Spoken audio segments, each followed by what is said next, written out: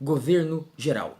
A partir de 1548, a coroa portuguesa, percebendo a total desorganização das capitanias hereditárias, resolve centralizar a administração pública no Brasil.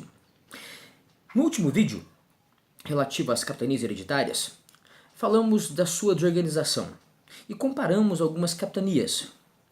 Pernambuco e Bahia, juntas, possuíam 101 engenhos produtores de açúcar, enquanto que Porto Seguro e Itamaracá possuíam apenas 2 engenhos. 2 engenhos contra 101. Algumas capitanias fracassaram e poucas, Bahia, Pernambuco e São Vicente, prosperaram. Isso se deveu a diversos fatores. Por exemplo, as capitanias eram muito extensas. Isso dificultava a sua gestão.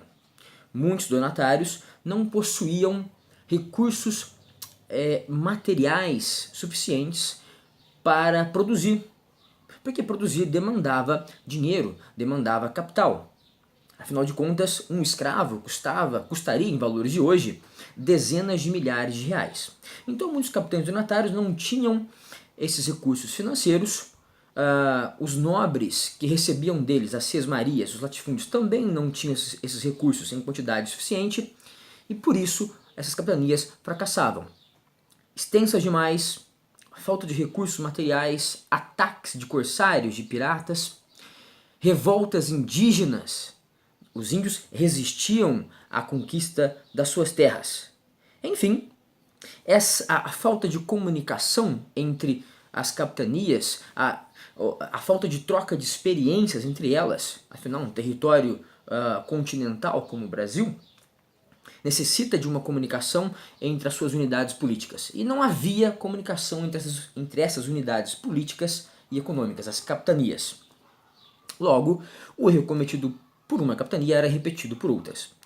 Diante disso, em 1548, a coroa portuguesa escolhe Tomé de Souza para ser o nosso primeiro governador geral. Tomé de Souza chega ao Brasil em 1549. Sua primeira medida é criar a cidade de Salvador. O Brasil terá a partir daí uma capital. A capital será Salvador.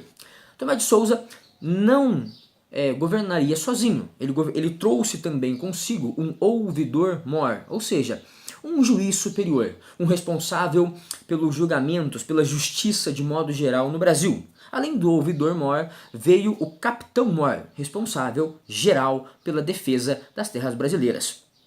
Terras que seriam invadidas por franceses e holandeses, terras cobiçadas pelos europeus, pelos rivais marítimos de Portugal. Além do capitão-mor e do ouvidor-mor, veio também o provedor-mor, que organizaria as finanças brasileiras, a cobrança de impostos, que organizaria o caixa do governo geral. O padre Manuel da Nóbrega também veio nessa primeira comitiva de Tomé de Souza e trouxe consigo uma equipe, um grupo de jesuítas, funcionários, soldados, carpinteiros. Houve também, junto à fundação de Salvador e da capital, da primeira capital do Brasil, houve, como já dissemos no início do vídeo, uma tentativa a todo custo de centralizar a gestão. Ou seja, o governador-geral, Tomé de Souza, o primeiro, seriam os olhos e os ouvidos do rei de Portugal. Houve essa tentativa de centralização. Depois de Tomé de Souza veio Duarte da Costa, que governou de 1553 a 1558. Trouxe mais jesuítas consigo e entre os religiosos trouxe o padre José de Anchieta. José de Anchieta, criou o Colégio São Paulo, primeira construção da cidade de São Paulo, marco inicial do surgimento da cidade de São Paulo, que hoje é a maior cidade do Brasil. Nesse período da gestão de Duarte da Costa, entre 1553 e 1558, o Brasil foi invadido pelos franceses, que invadiram o nosso país a partir da Baía de Guanabara, ali se instalando durante 12 anos, de 1555 a 1567. A região, tomada pelos franceses, ficou conhecido como França Antártica. Houve também no governo Duarte da Costa a Guerra de Itapuã, uma guerra acontecida no litoral baiano entre portugueses e índios tupinambás.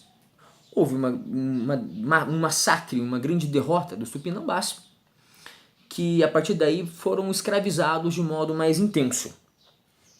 Em 1558, acaba o governo de Duarte da Costa e se inicia, até o ano de 1572, o governo de Mendes Sá.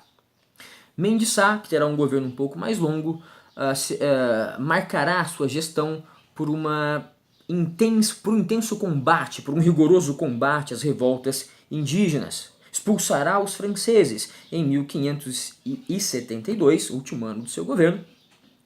O seu sobrinho, Estácio de Sá, criará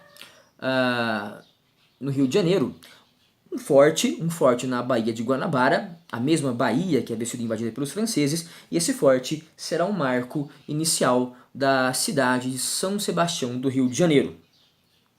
Após o governo de Mendes Sá, tivemos um período em que o Brasil se juntou à coroa portuguesa, a coroa brasileira e a coroa portuguesa se fundiram.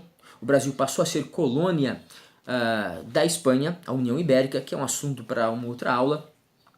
E logo após a União Ibérica, em 1621, o governo português adota uma nova forma de governo.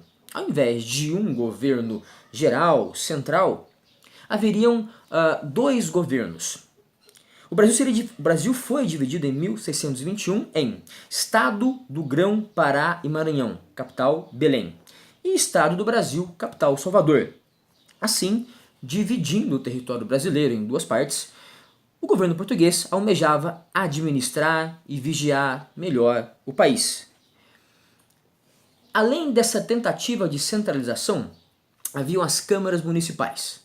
Em cada vila, em cada cidade, os homens bons, geralmente latifundiários, e algumas vezes ricos comerciantes e sacerdotes, os homens bons, homens que não tinham sangue negro, que não tinham sangue indígena, que tinham sangue português puro, administravam os negócios locais.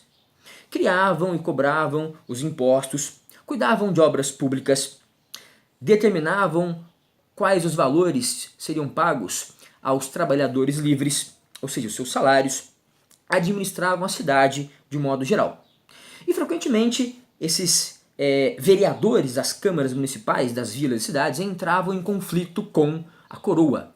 Um exemplo disso, os senhores de engenho reclamavam aos vereadores que o preço do açúcar estava muito barato. Os senhores de engenho reclamavam que os comerciantes portugueses estariam comprando o açúcar muito barato. Então, os vereadores reclamariam à coroa portuguesa, dizendo que, de fato, os comerciantes portugueses estavam comprando açúcar brasileiro a um preço muito baixo.